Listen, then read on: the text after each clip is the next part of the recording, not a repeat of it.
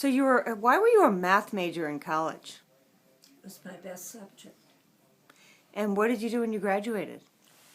I went to work at the Harvard School of Public Health as biostatistician.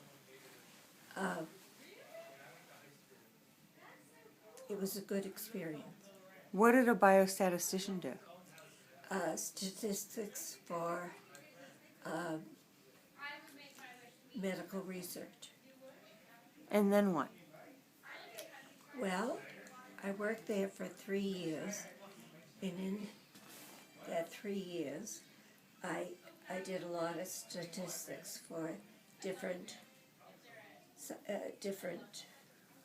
subjects, and one of them was cholesterol versus lipoproteins, and I had a lot of data, and so I said, gee, to my brother Bill, who was an MIT graduate, electrical engineering, but working in the computer lab at MIT, I said, boy, I have a lot of data.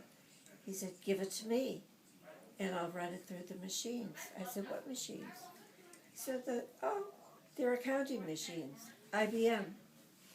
And so I gave him the data. What year was this? 1955. And he came back with the data, and I ran the statistics on it. And it was published in the New England Journal of Medicine. And Harvard paid Bill and me $35 For the data. for processing the data at MIT, because he punched the cards, collated, sorted, all on IBM machines, and Billy charged him $35. And I said, boy, that's pretty good. And he said, let's open a service bureau. And I said, what's that?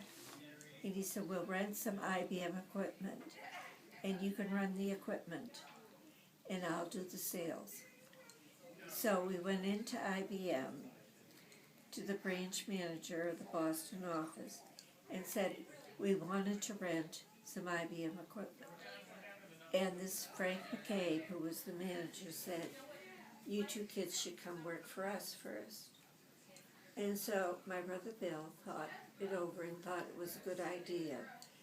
And I did too. And so we both went, took the tests, and went to work for IBM. What were the tests?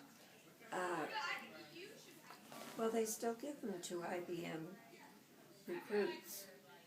You know, whether you're qualified to do this work on computers or logic or math or whatever it was. But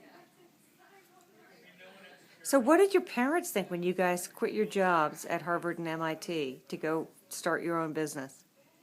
my parents thought that whatever we did was the correct thing.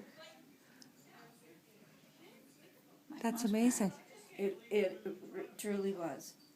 And so when we went to work for IBM, Bill became a sales agent for the insurance companies, John Hancock, which was the largest insurance company in Massachusetts.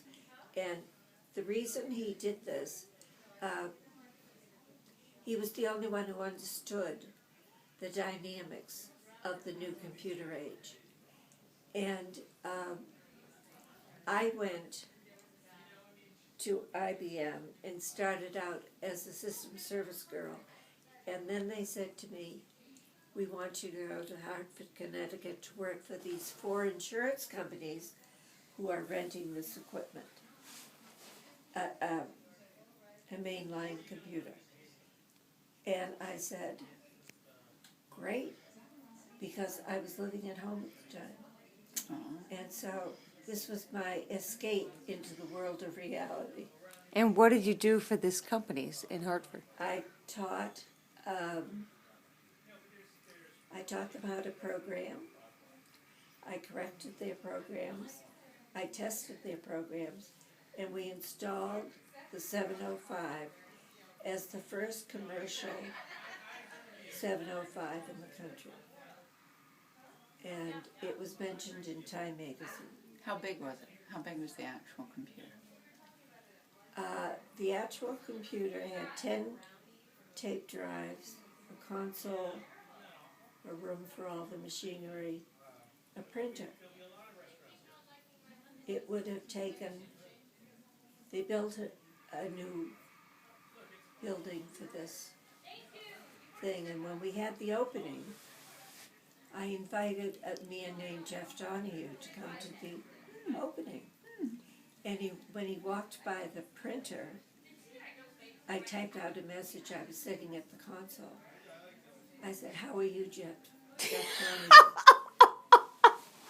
And That's a great story. he couldn't get over it. So you'd met him before. How did you know him? Well, I met him and I invited him to this. We had been out on maybe a date or two. Okay. And then I said, "How do you like this?" And Was he in the industry as well? no, he worked for an insurance company. And then he was a group agent. And he didn't make as much money as I made at IBM. So I said, "Well, maybe you should come work for IBM." So he took the test. And he went to work for IBM as a salesman of our IBM cards and Virgo. So how did you learn how to program these IBM machines? You It's just, very easy. really? And Tom Watson used to say, "You'll never understand it if you didn't think of the idea first." But once it's explained to you, you do wonder why you didn't think of it first. Mm-hmm.